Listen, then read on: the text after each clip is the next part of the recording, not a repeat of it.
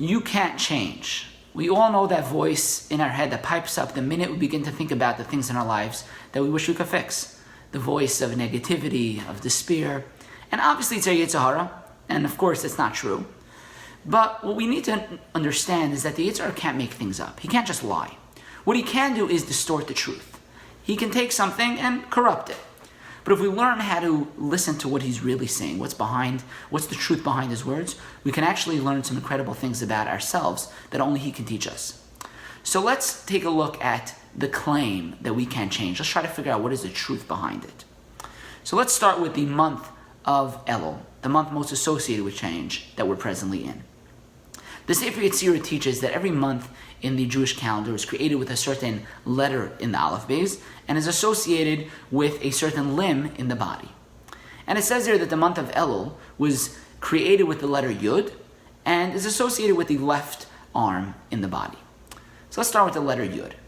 The letter Yud in Lashon Kodesh always represents the desire or intent to do something.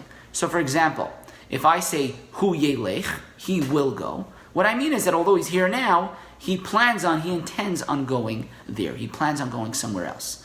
Rashi on Oz Yashir, it should have said Oz Shar. Moshe Rabbeinu sang this song. Why did it say Yashir? Rashi says Allah belibo Lashir Shira. The desire arose in his heart to sing this song. And he proceeded to do so. So the letter Yud represents intent or desire. Now the letter Yud also represents a Jew. We know the term Yid comes from the letter Yud.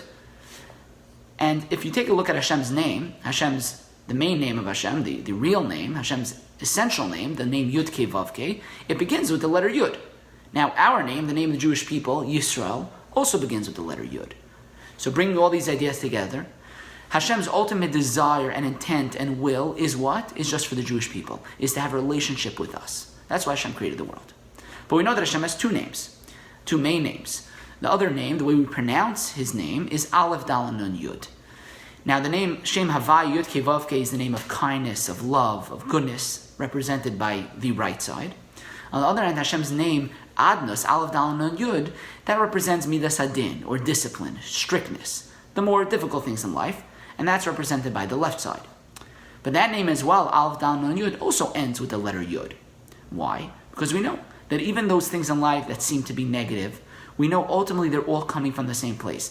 The Yud in Hashem's name of kindness, of chesed, in the name Yud Kei Vav Kei, all the way to the Yud on the left side, in the name Aleph Dalet Nun Yud, they're all for the same purpose. It's all coming out of Hashem's love for a Jew. This, by the way, is the reason why there's a custom to write, when printing Hashem's name in a siddur, to just write Yud Yud, which is not a name of Hashem, but it's the Yud in the beginning of the name Yud Kei Vav Kei, and the Yud at the end of the name Aleph Dalet Nun Yud. For sure, we just write the two Yuds. But those are Hashem's main names, Yud Kei Vav Kei and Aleph Dalet Nun Yud.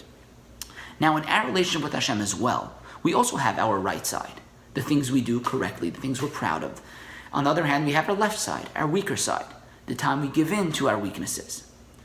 But every day, what do? We put on tefillin on our left arm, and we attach it to our heart.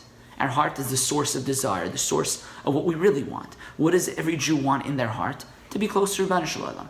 What we're saying is that even when I've strayed and I've done things from my weaker side, things that I'm not so proud of, ultimately, what I really want, my desire has not changed. Ultimately, my desire is still to be close to Ribono Shel Olam. So we take the Yud in our tefillin, all the way on the left side, and we attach it to our heart to show that our desire has not changed. You know, a Jew is also called a Yehudi, which starts with the letter Yud and ends with the letter Yud. Because from the deepest place in my heart, all the way to the lowest things that I do, ultimately I've never strayed. My desire remains the same. My desire remains to be close to Hashem, to be close to Ribono Shel Olam. So you know what the Yetzer Hara is really telling us when he says you can't change? He's telling us something incredible. Because if you think about it, it's an amazing thing. Even though we've fallen so many times over the past year, here we are again, trying to our best ability to fix things, maybe in a small way, but we're looking for those things in our lives that we can change, that we can become better. Now it's amazing because we've fallen so many times over the past year, you would think that our desire has changed, that I no longer want what I wanted then. But yet year after year we sit down in Elul and we want the same thing. That Yud remains the same, it remains constant. This is what we need to keep in mind when we embark on the journey of tshuva. We may try to change and we may fail again and again. But ultimately, we need to remember that our desire remains the same. Ultimately, we will always want to come close to Ribono Shel Olam. And ultimately, when we keep that in mind, we will be successful. The Rambam writes, the Torah, Hashem promises us that we will do tshuva, we will be successful.